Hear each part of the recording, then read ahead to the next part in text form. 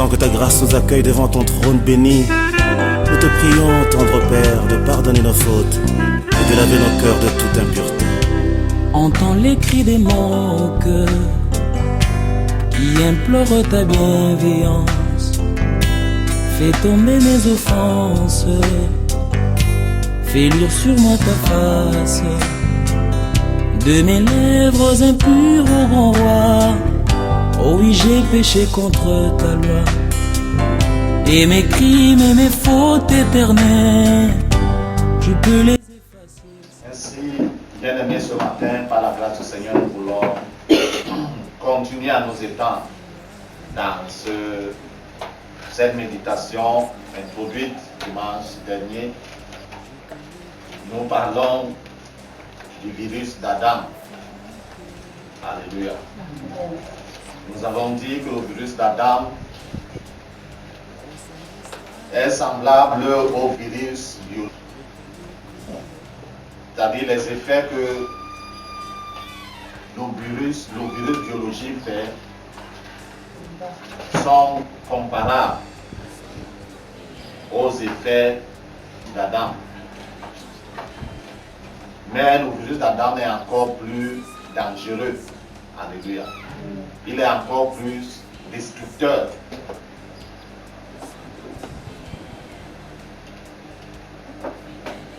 Tout comme le virus biologique n'est pas perceptible aux yeux physiques, parce que c'est un agent microbien très minuscule. Pour le voir, il faudrait utiliser des microscopes. Plus encore le virus d'Adam, alléluia, qui n'est pas physique, qui est spirituel et qui fait des ravages plus que le virus biologique. Nous avons mentionné la fois dernière le coronavirus qui a fait des ravages, mais ce n'est pas tout le monde qui a été atteint. Alléluia. Ce n'est pas tout le monde qui a été infecté de ce virus. Même dans les pays où le nombre d'infections a été plus grand, ce n'est pas tout le monde. Alléluia. Par contre, le virus d'Adam, c'est tout être humain qui en est infecté. N'eût été la miséricorde de Dieu, chaque être humain serait mort victime de ce virus. Alléluia. Et nous avons dit que ce virus, c'est quoi? C'est le péché. Et le péché, c'est quoi? C'est la désobéissance vis-à-vis de Dieu. Si Dieu a dit ne mens pas et tu mens, tu es dans la désobéissance. Et ceci montre que tu es infecté de ce virus. Que tu l'aies compris ou pas, que tu l'aies accepté ou pas. Alléluia. Comme certains êtres humains se disent que non, moi, je ne pars pas à l'église parce que je ne sais même pas quoi je vais aller faire là-bas. D'autres disent qu'ils ont réglé déjà leur compte avec Dieu. Ça veut tout simplement dire qu'ils ne comprennent même pas pourquoi ils existent. Alléluia. Et ce virus d'Adam, donc, ayant infecté tout le monde, il nous conduit inévitablement à la mort. Déjà spirituellement, infecté puisqu'on est mort. Alléluia. Bien que physiquement on fait ses activités, on peut même vivre 100 ans physiquement, mais spirituellement déjà à cause de ce virus, d'Adam qui est le péché, est mort vis-à-vis de Dieu. L'homme est coupé dans sa relation avec Dieu. Et cette mort spirituelle conduit à la mort physique. C'est pourquoi, quel que soit le nombre d'années que nous vivons dans ce corps, un jour va arriver, nous allons mourir. À cause de quoi? Du péché. Mais gloire soit rendue à Dieu qui, dans sa grande miséricorde, est intervenu en notre faveur. Alléluia. Dieu a connu cette situation et il a prévu le remède pour réparer cette situation, pour guérir les hommes du virus d'Adam et le péché. Et c'est pourquoi, en son temps, le Seigneur Jésus-Christ est venu dans ce monde, sur cette terre, Dieu parmi les hommes, pour résoudre ce problème. Et il l'a pleinement résolu. Alléluia. Il s'est offert comme sacrifice suprême sur la croix. Il a donné sa vie, il a versé son sang afin que le péché puisse être pardonné. Et quiconque vient vers Dieu dans une repentance sincère et profonde puisse obtenir auprès de Dieu la miséricorde. Alléluia. Et que le sang de Jésus-Christ qui demeure encore vivant, puissant et effectif puisse apporter dans la vie de cette personne la réparation nécessaire. Aussi longtemps que celle-ci demeure dans les voies que Dieu a établies. Alléluia. Nous voulons lire ce matin dans l'épître de Paul aux Romains,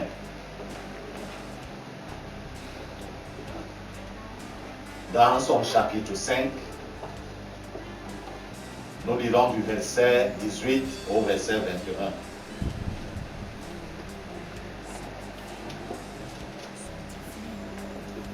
Romains chapitre 5, verset 18 à 21. Une personne lise pour nous dans la salle.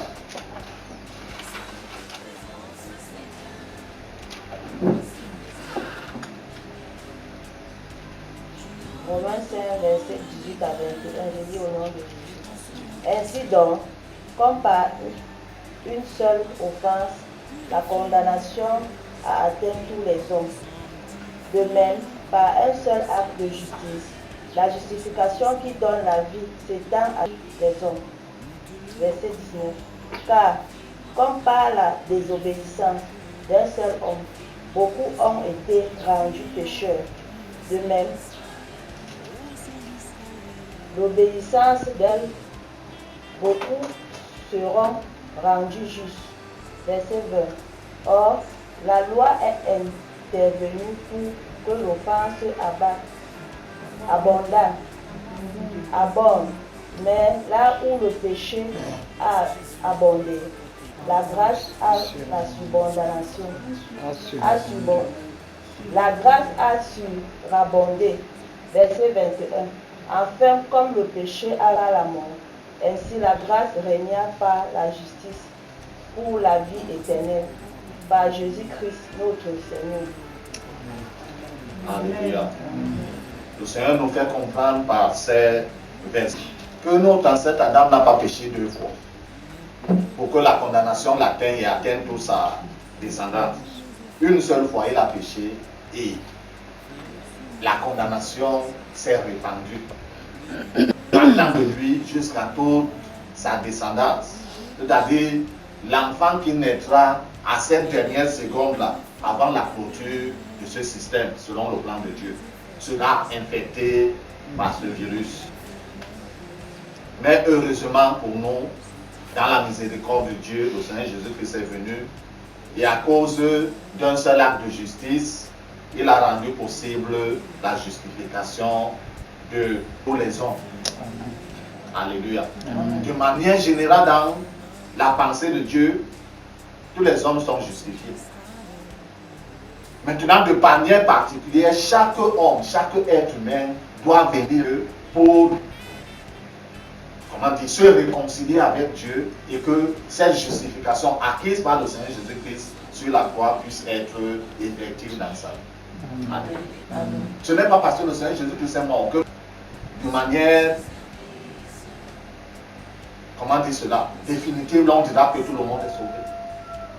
C'est chacun qui vient vers Dieu pour rendre ce salut effectif dans sa vie.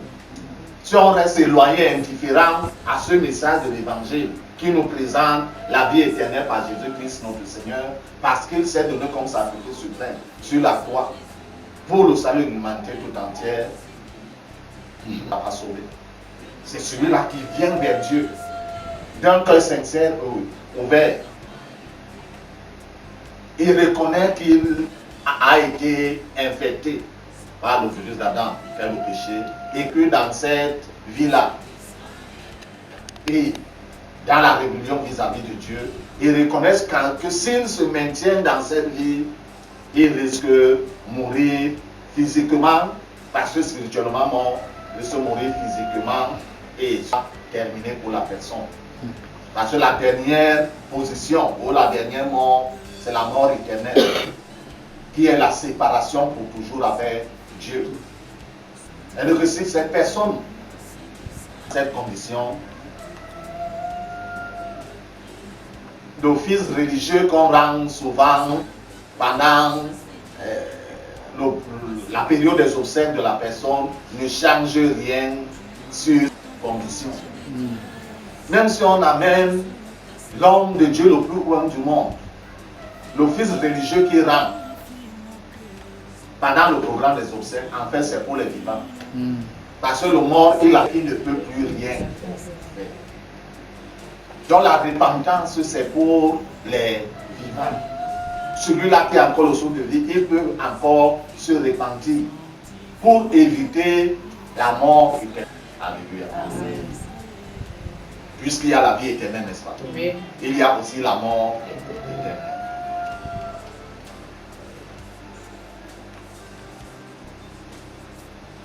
Et par la désobéissance à cet Adam, tout le monde, tout le reste est devenu pécheur. Donc quand l'enfant est conçu, il est conçu déjà pécheur. Quand il naît dans ce monde, il naît pécheur. Quand il grandit pécheur. Jusqu'au moment où, ayant entendu le message de l'évangile, il dispose son oreille et son attention et accepte de s'engager avec Dieu. Alléluia. Amen.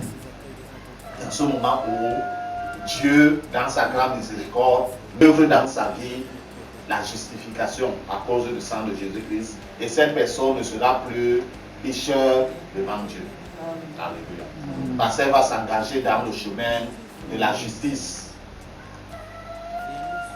Et quand même Dieu donnait la loi, d'abord au peuple d'Israël et bien entendu à tout le reste des nations, c'était pour montrer à l'homme son incapacité de lui obéir sans son aide à lui Dieu. Si Dieu ne nous aide pas, nous ne pouvons pas lui obéir. Alléluia. Et la loi est venue et on a vu jusqu'où l'être humain est rebelle vis-à-vis de Dieu. Et grâce soit rendue à Dieu de ce que là où le péché a abondé, ça sera abondé. Alléluia. Non pas pour que nous demeurions dans le péché, mais pour que nous puissions voir l'issue de sortie. Alléluia. Et le Seigneur Jésus est cette issue de sortie du péché. Amen. Et si on s'est engagé avec le Seigneur de tout cœur, il va commencer à nous donner la capacité de nous élever au-dessus du péché, d'être victorieux vis-à-vis du péché. Et c'est ainsi que nous serons en train de nous préparer par rapport à l'éternité avec Dieu. Pour dire quoi? La vie éternelle dont nous parlons est d'abord présente. C'est maintenant que nous commençons à vivre cette vie. Parce que dans l'éternité, on ne mentionnera plus le péché. Alléluia. S'il faudrait que dans cette éternité, on ne mentionne plus le péché, il faudrait que maintenant que nous vivons, nous commencions à traiter le péché afin qu'il ne soit plus mentionné dans nos vies. Et cette capacité ne peut venir que du Seigneur Jésus-Christ dans la vie d'un être humain. C'est pourquoi il est notre espérance. Il est celui sans qui nous allons exister, bien entendu, mais notre existence sera une fête. Alléluia. Bien aimé, on ne nous dira jamais assez. Dieu continue à interpeller tous les hommes. Parce que son désir, c'est que l'homme ne périsse pas, mais plutôt qu'il ait la vie éternelle. Mais n'aura la vie que celui-là qui aura entendu la voix de Dieu et se sera retourné vers Dieu pour venir vers Dieu afin de se réconcilier avec Dieu au travers d'une repentance sincère et profonde et d'accepter celui-là qui s'est donné comme sacrifice suprême sur la croix, à savoir le Seigneur Christ, dans sa vie. Et de se maintenir maintenant dans la marche, dans les sentiers de la justice, dans lesquels le Seigneur le conduira. Alléluia. Amen. Que le Seigneur bénisse sa sainte parole dans nos cœurs, surtout bien-aimés, que nous puissions suffisamment la garder et la mettre en pratique. Amen. Amen. Seigneur Père Tout-Puissant, Dieu de fidélité et de bonté, nous bénissons ton nom. Merci, ô Éternel, pour ta parole que tu nous adresses ce matin. Dieu d'amour et de grâce, dans ta grande fidélité, Seigneur, accorde à chacun, notre Dieu, notre la grâce nécessaire de saisir cette parole, de la garder dans son cœur et surtout de la mettre en pratique pour la gloire de ton Saint-Nom, au nom de Jésus-Christ. Dieu de bonté, je lève ma voix également, Père, pour cette personne, Seigneur. Que ce soit une personne avancée en âge, que ce soit, Seigneur, notre Dieu, un adulte, que ce soit, Père éternel, un jeune, un adolescent, un enfant et même un nourrisson entre les mains de sa maman. Tu croiseras cette vidéo, ô Dieu. Donne à cette personne la disposition nécessaire au nom de Jésus-Christ. À ce message, Seigneur, et qu'en suivant, éternel, notre roi et notre Dieu, tu visites également sa vie selon ta grande fidélité au nom de Jésus-Christ. Les aspects, ô Seigneur, notre roi, ô ton ennemi, Père éternel, notre Dieu, ô a marqué, Seigneur, notre Dieu, ces traits de destruction. Père, que tu interviennes favorablement dans la vie de cette personne, à la gloire de ton Saint-Nom, Yahweh, au nom de Jésus-Christ Nazareth. Seigneur, notre Dieu, arrêtant ainsi, Seigneur, tout ce que l'ennemi a mis sur pied pour la destruction de sa vie, et engageant la réparation, Seigneur, la reconstruction, ô Dieu, au nom de Jésus-Christ Nazareth. Père éternel, quel que soit l'aspect de la vie de son, toi qui connais parfaitement chaque être humain, agis ainsi selon tes perfections divines. Que ton Saint-Nom soit élevé et glorifié, maintenant et à jamais, au nom de Jésus-Christ Nazareth. Amen. Sanctifie ma vie au sein d'Israël, je te le prie.